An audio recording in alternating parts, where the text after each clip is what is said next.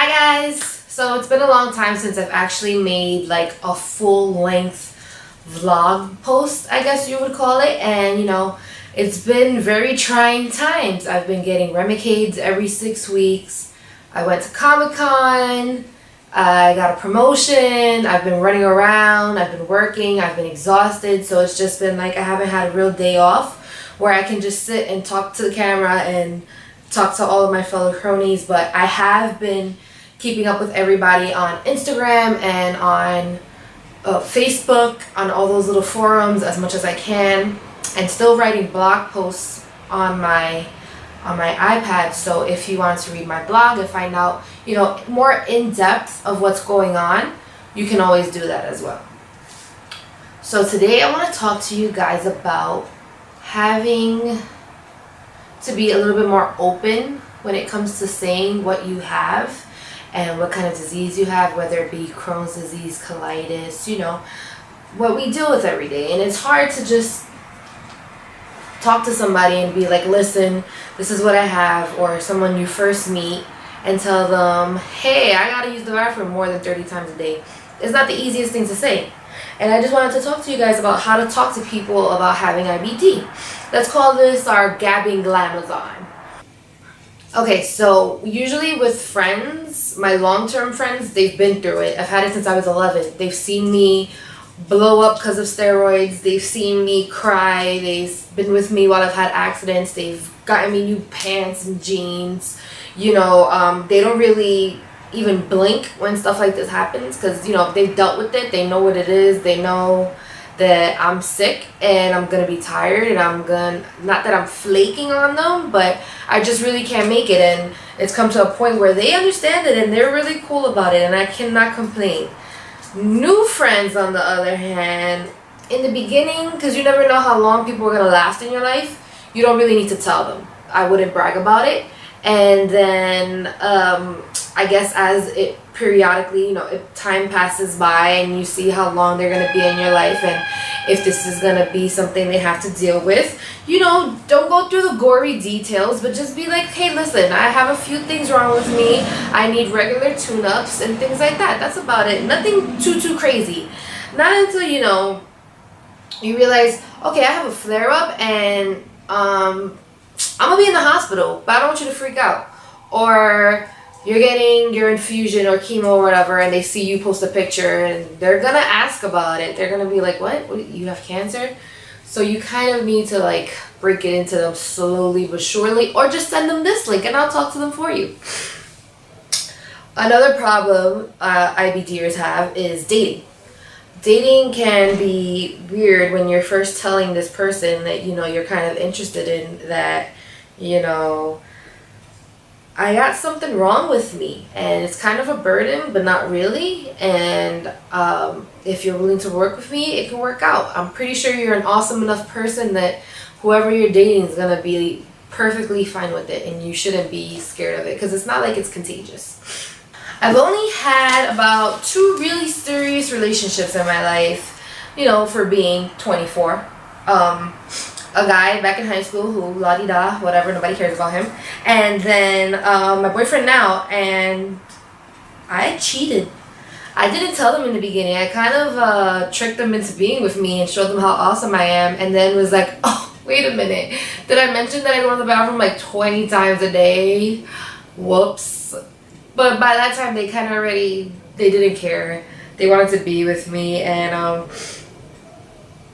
I'm pretty sure if I was flaring, because I've gotten that question, what to do when you're dating and you're in a flare, I wouldn't date while I'm on a flare. That's impossible for me. It's impossible to leave my house when I'm flaring. I'm sorry, I got sniffles. It's crazy to try to leave your house, so I can't even try to imagine trying to be cute and go on a date and on a flare when I'm in constant chronic pain. So I tip my hat off to people who can do that. But this boyfriend now that I'm with, he actually was around for one of the worst flares of my life, and I'm pretty sure if he can deal with that and deal with Remicade and deal with the pain and canceling plans and all of that, he's probably a keeper. So if you have one of those, hold on to them. I don't remember the full conversation or how I started to tell him about it. I know it was slow Short, sweet, like, listen, this is what I have. I think he didn't fully grasp it until he saw, like, you see the pain in my face, you see the rashes coming, you see my hands shaking, my eyes are tearing, I'm crying. That's when, like, the gravity of the situation, like, hits you.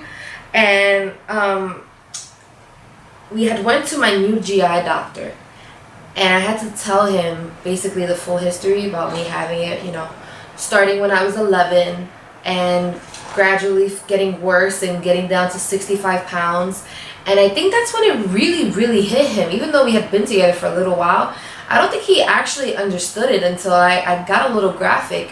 So you can go either way. You can keep it short and sweet if you're not flaring, but if you need to get graphic, sometimes you need to get graphic, because if this person can't handle it, they can't handle being with you, they don't deserve being with you, because you're an amazing person. And anybody who is lucky enough to snag you should keep you. So if they're not ready for it, another bites the dust, kick them to the curb and keep it going. At first, you need to be open to whatever reaction you get. You need to be open if they cry, you need to be open if they scream, if they're angry, if they're sad, if they're dumbfounded, because the thing is like, I don't know how I would take it if it was for somebody else. I don't handle things well. I'm a very introvert person. I would like to keep my feelings to myself. I don't like to talk about things unless it's gonna help somebody else. If I know that, like, I'm just not gonna talk about my feelings for fun. So if you don't get a reaction out of somebody, you can't really be mad at that person. You just need people to process things in their own way. And just, you know, give them the heads up. Like, listen, I might cancel plans. I might have to do this. I need to plan places around bathrooms. I always need to have wet ones. Like, usually people are going to be okay with it, you know. There are jerks out there in the world. And I've seen many things and read many things on YouTube and on blog posts and stuff where people are horrible and people are trolls. And it's like, you know what, just let it roll off your back, because we have way worse things to worry about than what people are doing online. People who stick by you and learn about your disease and look it up without you telling them to, those are the people that are gonna, like, change your life. Those are the people that you need to keep around forever. Like, somebody who was your friend and was like, no, I read up on that, you can't eat that. That is awesome. Even if it's the furthest thing from the truth, that the reason that they are trying, that means that they love you. Like, that means that you are such a big part in their life that they would probably do anything for you. And I am very blessed to have lots of friends like that. So I'm very glad to have that. But it took a while to weed out the ones that weren't good for me, and weed out the ones who were always angry with me. Even if it's your family, sometimes they gotta go. If they don't understand, and if they're telling you you're faking it and stuff, cut them out your life. It's not worth it. And this is me being as very blunt as I can and letting you know that, yeah, it's gonna hurt to miss these people in your family, but if they're not good for your stomach and your health, get them out. It's not worth it. It's not worth to have negative energy around you, because that's just gonna make you even more sick. I think that when, my personal opinion, yes, I gave you ways to talk to people, but it has come to a point in my life where I have no shame in my game. I walked around Comic-Con with this little healthy intestine, and I was proud to buy my intestine from I Heart Guts, because this was the cutest thing in the world, because I would kill for a healthy intestine, and my boyfriend knew that and he got that for me. So I have no shame in my game. I'm sick of keeping my sickness a secret. I was like, it's not a sexy disease, and I might be chronically ill, but I am chronically fabulous, and that's how I want all the girls who watch my videos to feel. And no one really wants to deal with this. I'm crazy on steroids. I'm crazy off of steroids. I feel like being more open and writing blog posts and reaching out to girls has made me closer with friends and certain family members, because now I think it's not behind closed doors anymore and they're like, oh well, whatever, she's faking it again. No, they're actually seeing it, they're hearing it, they're seeing pictures of me in chemo, I'm hashtagging things, I'm reaching out.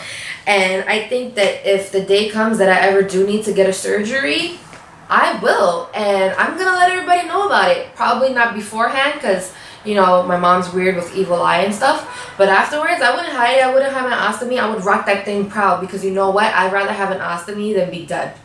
And if people and my friends can't understand that, then oh well, oh well. So the moral of this whole story and this video is to love your insides, tell people around you, don't be afraid, don't be ashamed. Probably wouldn't put it on my resume, but would give a heads up to my employer. Like, I work for Dry Bar and I've never worked for a company that's been so understanding. So if you know what, being honesty is the best policy in my way, in my eyes, and I think that you would find that you would have a lot less stress and a lot less of a burden if you start telling people and being more honest with people. So I want to wish all of you guys happy bellies and thank you for watching. And of course, Belly wants to say bye too. Say bye because oh my goodness.